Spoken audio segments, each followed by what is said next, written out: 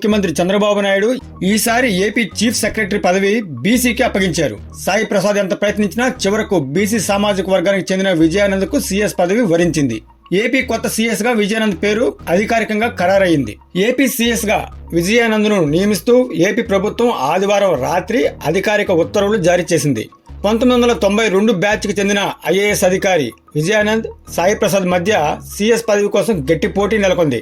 అయితే చివరకు ప్రభుత్వం విజయానంద్ వైపే మొగ్గు చూపింది. విజయానంద్ 92 బ్యాచ్ కి చెందిన ఐఏఎస్ అధికారి. ప్రస్తుతం ఆయన ఇంధన శాఖ ప్రత్యేక ప్రధాన కార్యదర్శిగా ఉన్నారు. 2025 నవంబర్ వరకు విజయానంద్ కు సర్వీస్ ఉంది. ప్రస్తుతం రాష్ట్ర సీఎస్ గా ఉన్న 87 బ్యాచ్ కి చెందిన నీరబ్ కుమార్ ప్రసాద్ ఈ నెల 31న పదవి విరమణ చేయనున్నారు. సీనియారిటీ ప్రకారం 88 బ్యాచ్ కి చెందిన శ్రీలక్ష్మి, 90 బ్యాచ్ కి చెందిన అనంతరాము, 91 బ్యాచ్ కి చెందిన జి సాయి ప్రసాద్, అజయ్ జైన్, సుమితా దవ్రా, ఆర్పి సిసోడియాలు, 92 బ్యాచ్ కి చెందిన విజయానంద్ తదితరులు రేసులో నిలిచారు. సీఎస్ ఎంపికలో విజయానంద్, సాయి ప్రసాద్ మధ్య గట్టి పోటీ నెలకొంది. సాయి ప్రసాద్ కు 2026 మే వరకు పదవీ కాలం ఉండటంతో ఆయన అభ్యర్థిత్వాన్ని తర్వాతైనా పరిశీలించవచ్చనన్న ఏపీ ప్రభుత్వం చివరకు విజయానంద్ కు సీఎస్ పదవిని ఖరారు చేసింది. దీంతో విజయానంద్ నియామకంపై సీఎం చంద్రబాబు నాయుడు మొగ్గు చూపారు. ఆ మేరకు రాష్ట్ర కొత్త సీఎస్ గా విజయానంద్ను నియమిస్తూ ఏపీ ప్రభుత్వం అధికారిక ఉత్తర్వులు జారీ చేసింది.